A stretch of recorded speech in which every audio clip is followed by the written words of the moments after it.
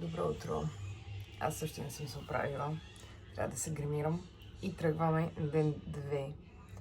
Вчера просто умрях. Разбирате ли? Направихме около 35 000 крачки, може би. Седнахме вечерта да изпием по един коктейл. Най-скъпите ми коктейли в живота. После да не съм чула някой да ми казва, че Лондон не е скъп град. Въобще хич. Лондон е един от най-скъпите градове. След това се прибрахме и просто душе.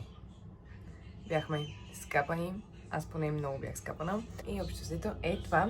Както казах, тръгваме на ден 2. Може би влогът ще е разделен на 2 части. Днес ще обиколим природонаучния музей. Пепи иска да отидем до едно място, което аз не знам къде е и какво е. И ще отидем да видим Карула. Смяната на Карула сега от 11 часа. В момента тук е 10 без 20. И след това ние поемаме към Ливърпул с влак, с който ще пътуваме 3 часа. Така че продължаваме.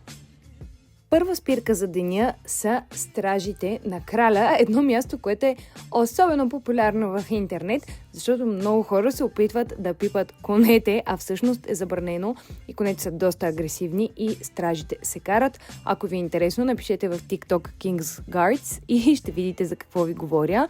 Имаше доста хора. Аз лично не се снимах, защото ми е малко жал за кончетата, защото можете да видите как се мята милото. Ами, не можахме да видим Карула, понеже ще се проведе лондонски маратон и всъщност са го отменили. Нямаха късмет, аз съм го виждала 2 пъти, даже между другото и краля съм виждала тук, първия път, когато дойдох в Лондон, но те, за съжаление, нямаха този късмет следващия път. Скачаме на метрото и се озоваваме в по-бизнес частта на Лондон, където всъщност Пепи ни доведе, защото много държи да видим нещо, което и ние не знаем какво е. Мислех, че ето тази сграда, защото той много я хареса, но всъщност не. Той ни доведе на гледка в Horizon 22. Имаше опашка, но минава бързо, да знаете. Якичко.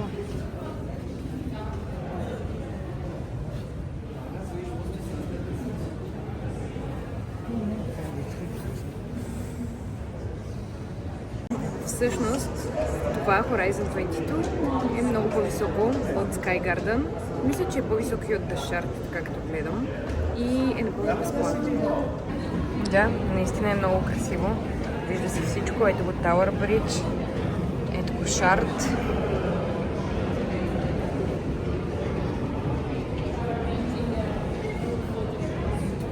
И ето там далечината. Чакайте сега, че аз пред мен го виждам. Оп! Ето тук е Лондон.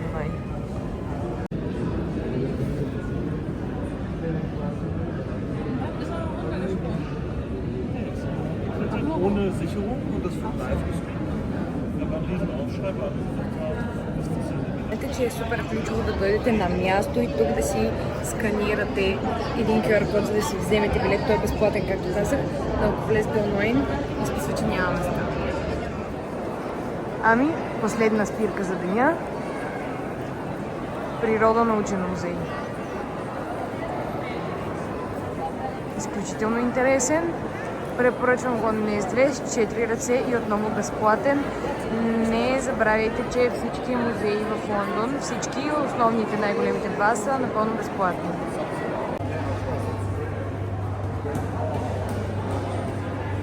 Чичи е живяла през 56-те години. Голяма част от животните са истински препарирани, има и макети, като ето този варан, но ето тази еквара, например, си е съвсем истинска. Музеят е изключително интересен с много експонати и наистина ви препоръчвам горещо да го посетите, особено ако сте с деца, защото смятам, че за тях ще бъде много интересно. Както казах вече, и наистина имаше много деца. За някои може да бъде малко неприятно, защото голяма част от животните всъщност са препарирани, не са макети, но аз лично се абстрахирам от тези неща. Ето тук виждате скелети на китове, какъвто има и точно в входа на музея в голямото фоайе и той е доста емблематичен.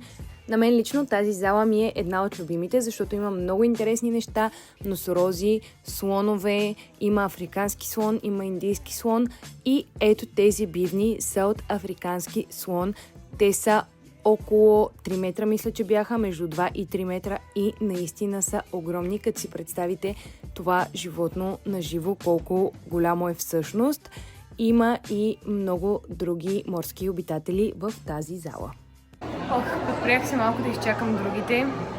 Пуснах ги горе да обикалят сами, защото аз бях тук преди около месец и ми е доста приясно всичко. И после ще се отправим към хотела да си вземем багажа и отиваме към гарата. Само ще да обиколим тук, остават ни динозаври и разни там билета да видим. Разкапах се. Тук може би е много шумно, не знам колко ме чувате, но дано да ме чувате. Кой да знае, че така са информирали имената? Много яко.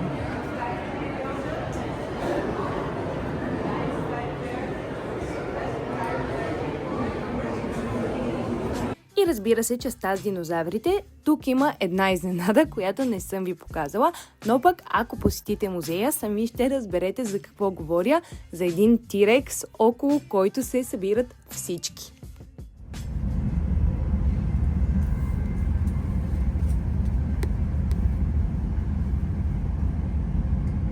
След 3 дни път с Камили, най-накрая се настанихме в хотела в Ливърпул.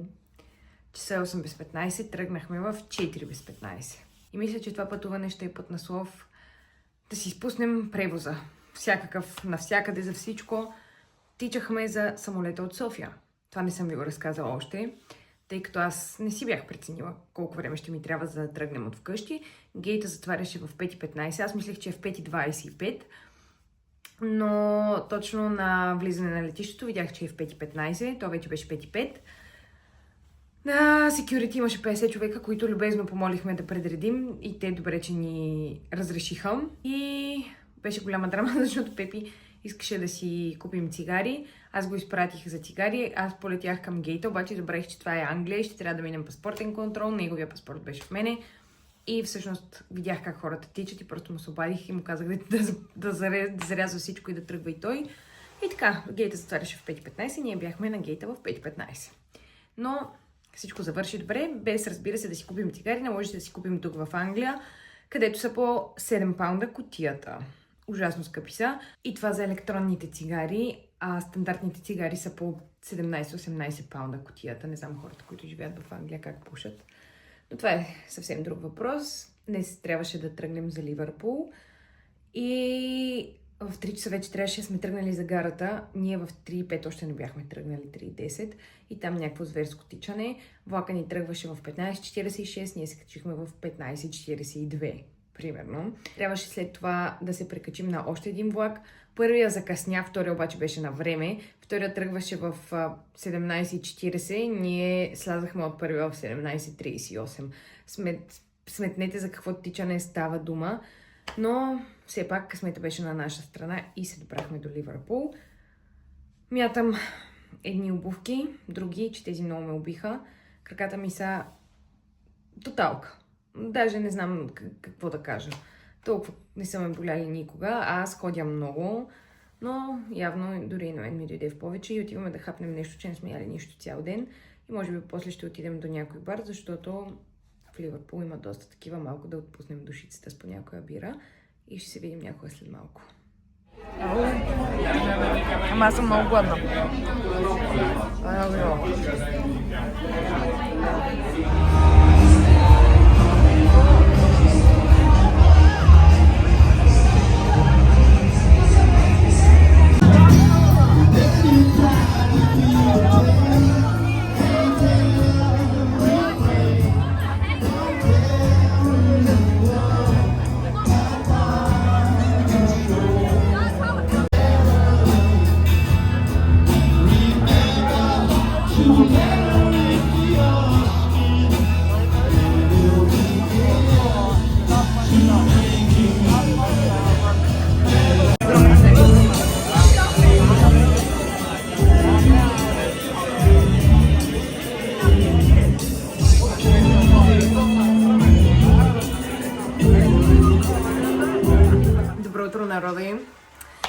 Както видяхте снощи, вечерта завърши в един страхотен клуб, един от най-популярните в Ливърпул, The Cavern, където са свирили Beatles и всъщност продължават да свирят техни песни там. Супер много изпълнители, на ден се въртят по 7-8 групи. Беше много яко. Сега се оправяме и отиваме към Анфилд, за да гледаме заветният матч, заради който сме тук и заради който аз много се гордея, защото ще си сложа в CV-то, че съм успяла да купя билети за футболен матч на Ливърпул.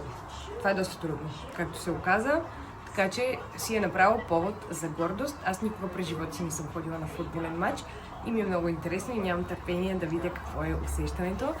Така че оправяме се и поемаме натам.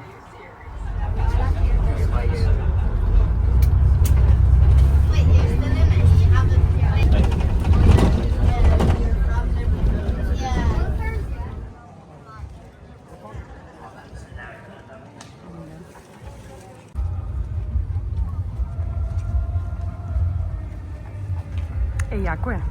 Атмосферата е много яка. Представям си вътре как е. Ще ви кажа после дали 4-цифрената сума, която дадох за билети, си заслужаваше, но съм почти сигурна, че ще си заслужава. Който не си носи тениската, се реди на опашка за нова.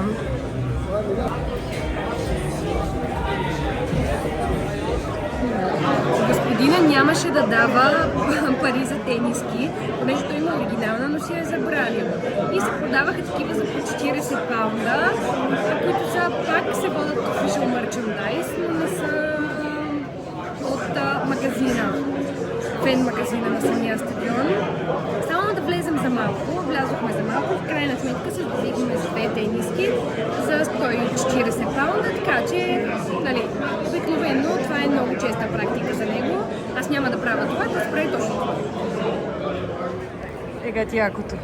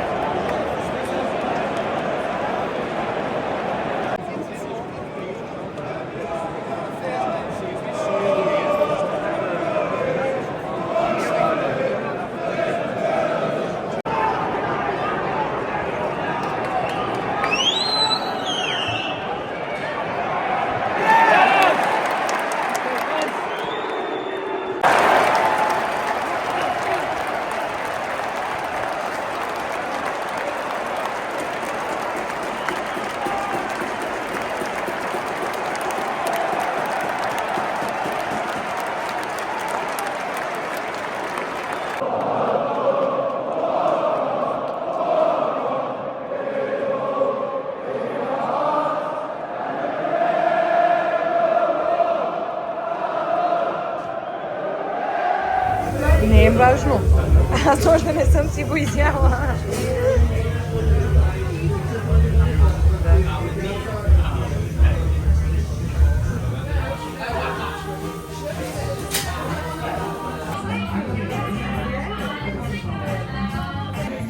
Тук явно такова капуцина пият. Дойдохме да ядем бейгали, но е много шумно. Не знам дали можете да ме чуете. Ще ви разкажа малко по-късно за всички емоции от матча, тъй като те са много. Просто чакам да ми олегнат малко. А днес имаме един ден преди да си тръгнем, така че ще се поразходим и с Ливърпул, за да видим най-големите забележителности. Кой е това? Приколни някакво кефте. Следващата ни спирка е катедралата в Ливърпул, която е изключително внушителна. Просто няма как да пресъздам това, което виждам на видео. Наистина е огромна.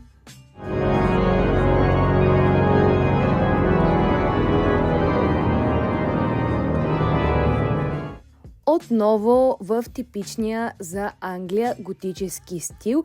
Тук витражите много ми харесаха, бяха много и бяха богато украсени.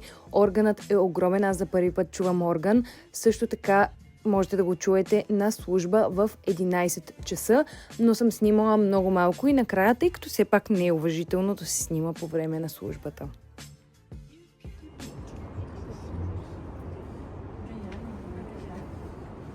Ух, колко е студено тук.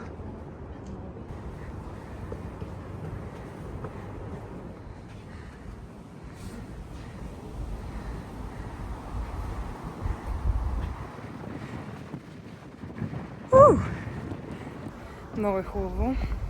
Заслужава си да дойдете. Аз за първи път чух орган, между другото. Но и тук е много хубаво. Отгоре на купола.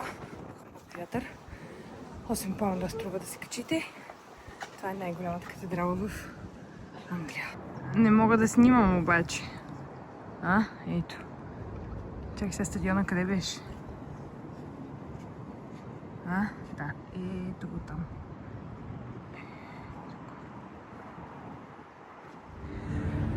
Ами, какво да ви кажа?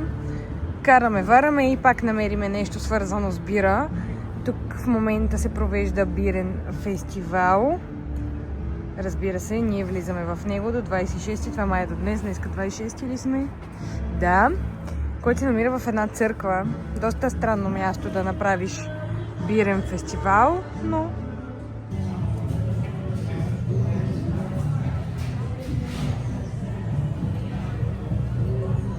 Имам дежавю от Белгия в този бирен фестивал, на този бирен фестивал. В Белгия бирата беше ужасна, бяхме на дегустация. Тук пробвах една. Първата въобще не беше хубава, беше много гадна. Пепи отиде сега да вземе други, да видим дали ще имаме късмет. Катедралата беше много хубава, както казах. Тя е една от най-големите в света. Мисля, че е на 7-мо място и категорично най-голямата в Англия, както ви казах. И беше много, много красива. Набързо да ви кажа относно мача, дали си заслужаваше. Да, на 100%, на 1000%, всяка стотинка, всяко усилие. Търсих билети, може би месец и половина, но не мога да ви опиша емоцията. Това е емоция, която просто трябва да се преживее. Аз не се интересувам от футбол, не гледам футбол, знам само двама футболисти, Дейвид Бекъм и Върджил, на който си взех тениска, между другото. Но няма как. Просто отиваш там и когато нещо се случи, ти скачаш с тях, почваш да викаш заедно с тях. Всички се прегръщат. Ливърпул даже и биха с 3-1 и наистина емоцията е абсолютно неописуема. Ако някога сте се чудили дали да отидете на матч, отидете, няма да съжалявате. Искам да ви кажа, че даже мина прекалено бързо и искахме още и още, което аз лично не го очаквах за себе си, но беше невероятно.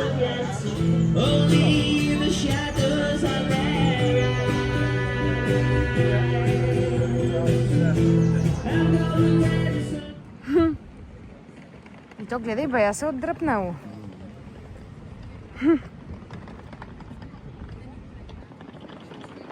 Да. Да, вчера и от хотела не се виждаше така, тази скала.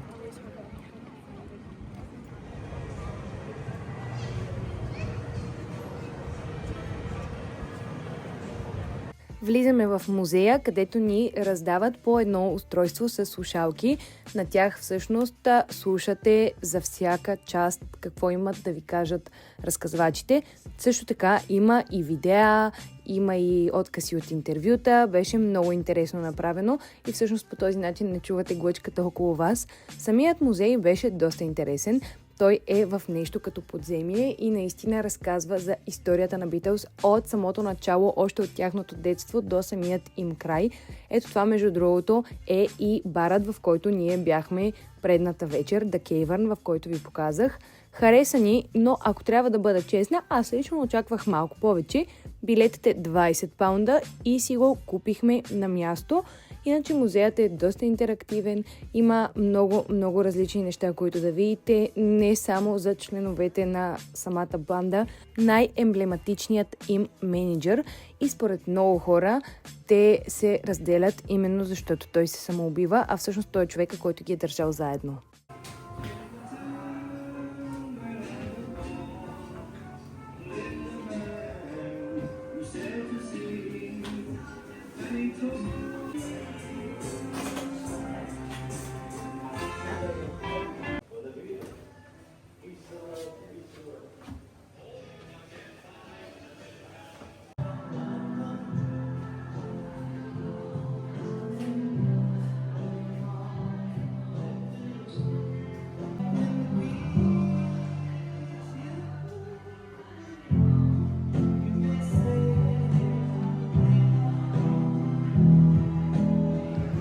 Ами, не знам дали ще е последно хапване, предпоследно може би.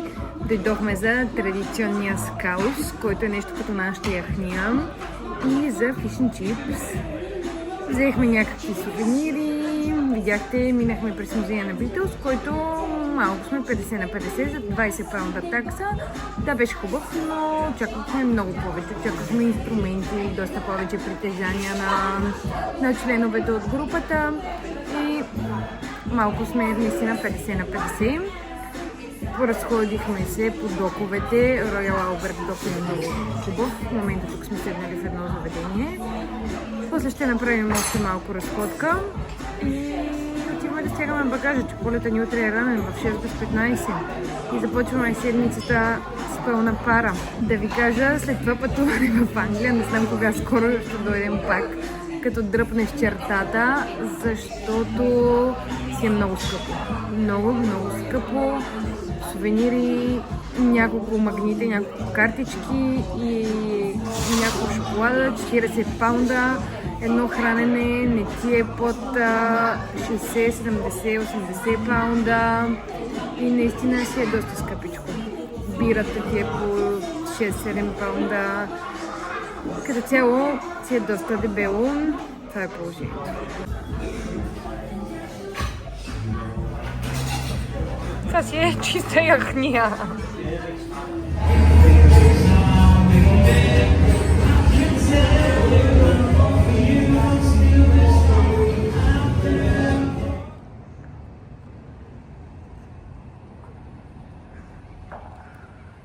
А тия са доста хубави тук.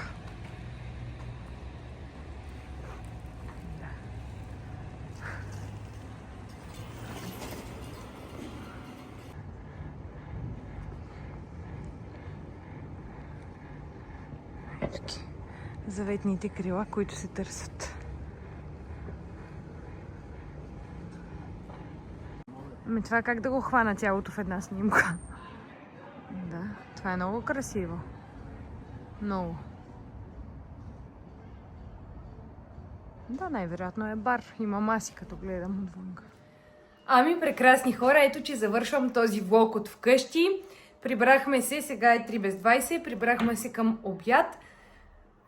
Просто реших последната вечер да си я прекарам. Не че останалото време не беше пълноценно, но просто реших да не снимам нищо, да няма телефони. Разходихме се като за последно да усетим от атмосферата на Ливърпул и намерихме едно място, което беше нещо като голяма зала, като ивент център, където явно се събират по-младите. Имаше билярд, имаше други игри и общо взето играхме, разкапах Пепи на всичко. Би го на билярд, би го и на другото нещо, което играхме, което не знам как се казва. Плъзгаш един пул по една дъска и трябва да отбележиш точки от срещната страна. Беше супер яко. Та-да! Включва се редактиращата видеото Вени, защото се оказва, че съм изтрила баш финала на това видео. Така че просто се включвам, за да ви благодаря, ако сте го изгледали и да ви припомня да се абонирате за канала ми, да харесате това видео, ако желаете да оставите коментар отдолу и да очаквате следващите видеа, ако са ви интересни. Чао и до нови срещи!